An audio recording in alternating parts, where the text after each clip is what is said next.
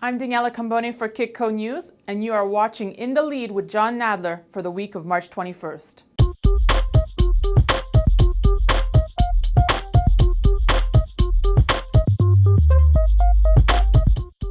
Good morning, Jon. Nice to be with you again, Daniela. We saw markets breathing a sigh of relief this morning, but are finding this surprising since when I stepped out into the newsroom, the air and missile attack was happening in Libya. Should we have been seeing more uncertainty? Well, yeah, I think that the speculative bids out there still imply a fear premium, both in gold as well as in oil.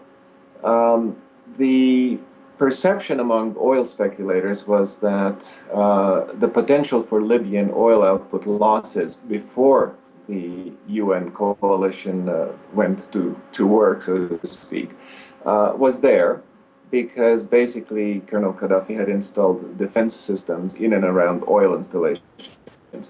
Now that the efforts to remove them are underway, it seems that some of the damage, in fact, caused by the coalition could, in fact, be in the oil installations as they're trying to prevent Mr. Gaddafi from being able to export oil.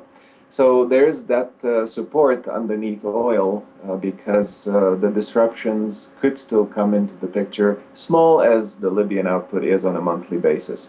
Platinum and palladium were also trading higher this morning, Jon. Will the slowdown in Japan's auto sector not be weighing on these two metals? Well, I think there's a couple of things underlying that complex's move. First of all, speculative trade decided that any breach underneath the $1,700 level for platinum and underneath the $700 level for palladium was to be regarded as a potential opportunity for picking up some bargains and for short-term profitable plays. The other part that is bolstering the PGM complex this morning is the news that certain factories in Japan have resumed production. Nissan is one of them, and Sony is another. Several of their plants have now basically started to produce that which they produce. And any type of demand situation being bolstered by the resumption of work in Japan, of course, is helping raise perceptions that these metals could advance to higher levels, and that's what we're seeing this morning. And with the radiation fears, Jon, do you think we'll see made in Japan products suffering? I think it's a little bit overblown. A lot of these fears that are floating out there, and people will not stop eating sushi, I'm sure, or buying Japanese seaweed and so on, as just as much as they will not stop buying Japanese automobiles. I understand certain dealers in North America are already hiking prices on Toyota Prius and similar cars, but that's basically because their inventory levels are just adequate, perhaps for a 4, 5, 6 week period.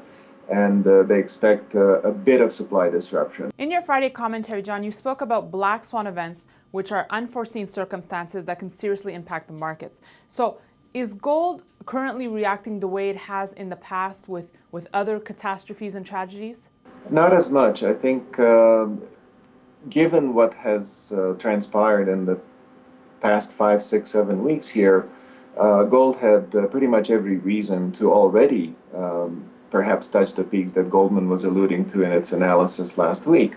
And so there's some concern among gold bulls and gold market analysts that gold may have lost some of its safe haven appeal in this most recent series of crises due to the fact that it didn't manage to gain as much as one would have thought.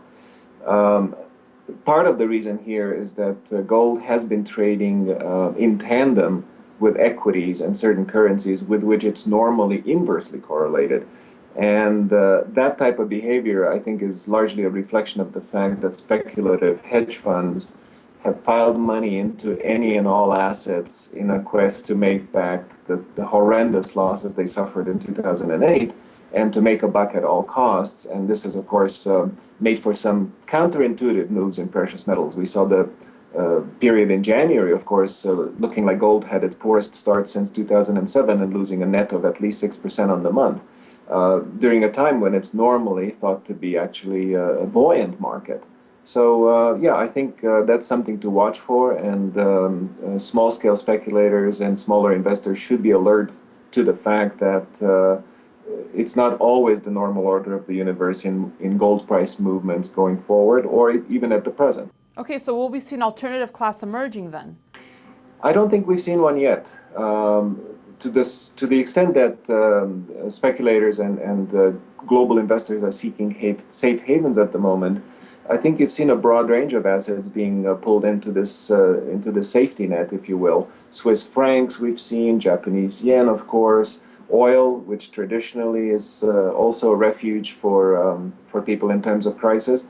They've all benefited from that type of play. And of course, to a large extent, what we've seen is mostly reflected in silver, which made some tremendous advances that were not justifiable on a fundamentals basis, but certainly were a reflection of speculative and safe haven interest. And to conclude, Jon, what should we be paying attention to this week that could impact the precious metals markets? We should be looking primarily at the same focus that metals and currency speculators are currently putting on their radar, namely currency market movements. We have to see if the Japanese yen will be further weakened by concerted effort by the G7 or not. We have to see whether or not the dollar is somehow able to take out last November's low in the mid-75 range on the trade-weighted index.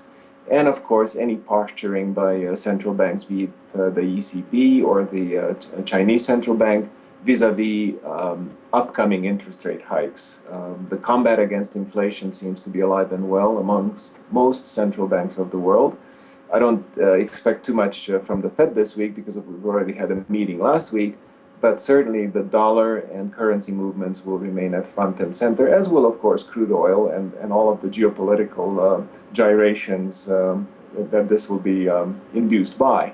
Okay, well, thanks for being with us again this week, Jon. We'll see you next Monday. We look forward to it.